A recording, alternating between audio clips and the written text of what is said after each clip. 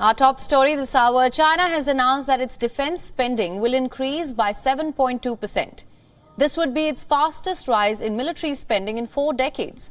The announcement came as Beijing warned of escalating threats from abroad at its annual National People's Congress, a rubber stamp parliament, which is an important window into Beijing's policies.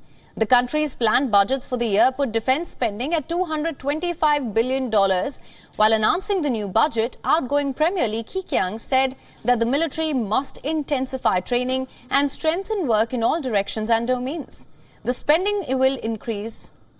It outpaces targeted economic growth of around 5%, one of its lowest in decades.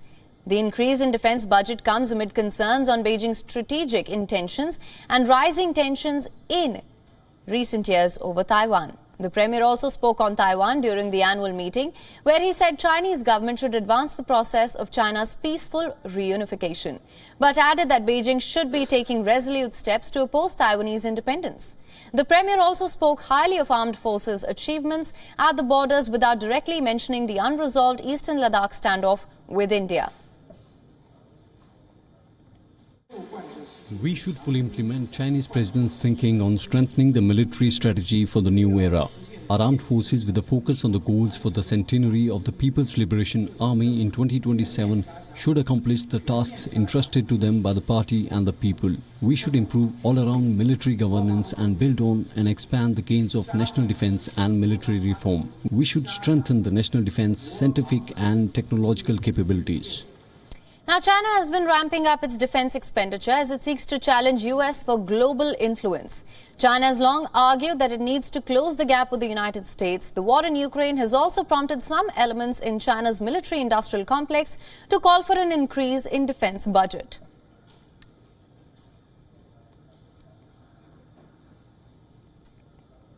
For more on this, we're now being joined by former Indian diplomat Ambassador Ashok Sajjanhar from New Delhi. Ambassador Sajjanhar has worked for the Indian Foreign Service for over 3 decades and is currently the president of the Institute of Global Studies in New Delhi. Thank you so much for joining us. Pleasure. Thank you. Now, China has announced that its defense spending will increase by 7.2%. It's warned of escalating threats from abroad. How do you assess this? Well, this is being watched around the world, definitely by the United States, also by countries in China's neighborhood as to what it's going to do as far as its defense budget is concerned. We've seen over the last 7 years, there has been an increase every year. And this time, 7.2% growth, more than the 5% GDP growth projected by China.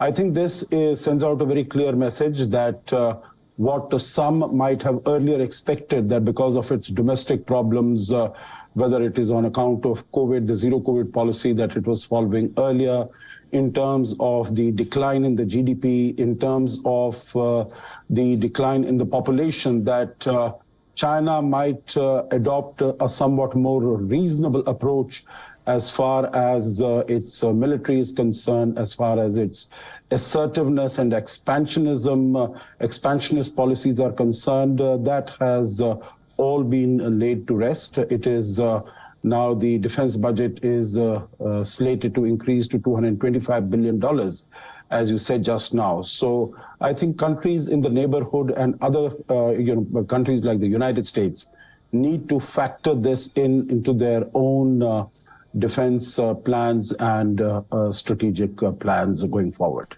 Right, absolutely. In fact, I was just going to come to this. The spending increase, it outpaces the targeted economic growth of around 5%. Do you see this as a sign of China's growing assertiveness, especially in light of rising tensions with regards to Taiwan, also regional governments? As I mentioned earlier, the Premier also spoke highly of armed forces' achievements at the borders without directly mentioning the unresolved standoff with India.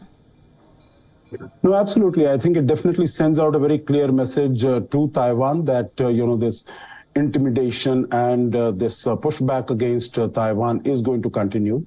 Also, India has to very well take this into account, because India's own defense spending is to the tune of about $70 billion, which means that China is spending more than 3 times of what India is spending. And in addition to Taiwan and India, I think the other countries which are in the vicinity, in the neighborhood, particularly in the maritime domain, the ASEAN countries and the illegal occupation of islands in the South China Sea, the construction of artificial islands, militarization of that area. I think that is also a very clear message to countries like Vietnam, Philippines, and they will have to make their own calculations as to how we respond to this increasing challenge from China. Right, absolutely. Another important point here is that we know that China has been trying to close the gap with the United States. How do you see tensions with the United States playing out with increased defense spending? No, absolutely. I think this also sends out a message that China is not going to pull back in any way. Of course, more recently we have seen whether it is the US-China trade wars that have been going up, then also the spy balloon controversy. So in the middle of all that, even Secretary Antony Blinken postponed his visit to China for bilateral discussions with the leadership there. So the relations with the United States are at somewhat of an all-time low, if I could put it that way. Even when the two ministers were in New Delhi recently for the G20 meeting, they did not meet, although it is the Chinese foreign minister, he's just taken over. So it would have, under normal circumstances, they would have had an interaction, but they did not meet. So it speaks about the very low level of trust and relations between the two countries.